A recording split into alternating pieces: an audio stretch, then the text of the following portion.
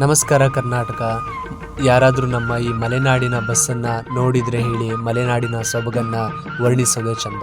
ಹೀಗೆ ಮಲೆನಾಡಿನ ಬಸ್ಸಿನ ಬಗ್ಗೆ ಹೇಳ್ತಾ ಹೋದರೆ ಪದಗಳೇ ಸಾಕಾಗಲ್ಲ. ಈ ಬಸ್ಸಿನ ಹೆಸರು ಶ್ರೀರಾಮು ಅಂತ.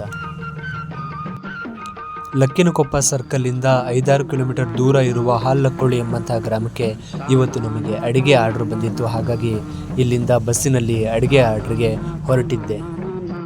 ಬಸ್ಸಿಂದ ಇಳಿದು ಬಹಳ ಹೊತ್ತು ಕಾದ ನಂತರದಲ್ಲಿ ನಮ್ಮ ಮುರುಘಾ ಅಣ್ಣನವರು ನನ್ನನ್ನು ಪಿಕಪ್ ಮಾಡೋಕ್ಕೆ ಬಂದರು. ತಂದೆ ಹುಡುಗರೆಲ್ಲ ಒಲೆಗೆ ಹೋಗ್ಬಿಟ್ಟಾರೆ ಮೀನು ಹಿಡಿಯೋಕ್ಕೆ. ಒಬ್ಬರು ಇಲ್ಲ.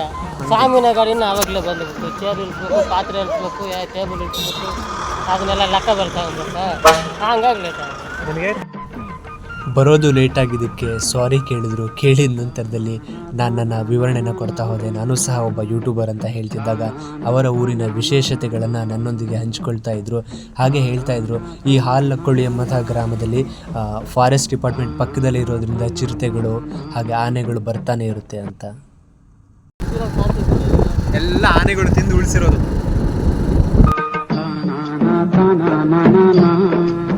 ಲೆಕ್ಕ ನೋಡಿದ್ರೆ ಕಾಡು ಪ್ರಾಣಿಗಳ ಜಾಗದಲ್ಲಿ ನಾವಿದ್ದೀವಿ, ನಮ್ಮದೇ ತಪ್ಪಲ್ವಾ?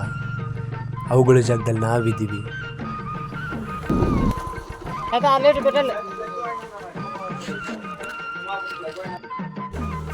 ಕಾಕಣ್ಣನ ಅಂಗಡಿಯಲ್ಲಿ ಪೆಟ್ರೋಲ್ ಹಾಕ್ಸ್ಕೊಂಡಂಥದ್ರಲ್ಲಿ ನಾಳೆ ಬೆಳಗ್ಗೆ ಇರುವಂತಹ ಅಡುಗೆಗೋಸ್ಕರ, ಇವತ್ತು ರಾತ್ರಿ ರೆಡಿ ಮಾಡ್ಕೊಳ್ಳುವಂಥ ಬೂಂದಿ ಖಾರಕ್ಕೋಸ್ಕರ, ಹಾಗೆ ಬಾದುಷಕ್ಕೋಸ್ಕರ, ತರಕಾರಿಗಳನ್ನು ಹೆಚ್ಚಿಟ್ಕೊಳ್ಳೋದಕ್ಕೋಸ್ಕರ ಮೊದಲೇ ಸಿದ್ಧತೆಗಳು ಮಾಡ್ಕೊಳ್ಬೇಕಿರೋದ್ರಿಂದ ಮುರುಗಣ್ಣನವರ ಮನೆಗೆ ಸಂಜೆನೇ ಹೊರಟಿದ್ದೆ.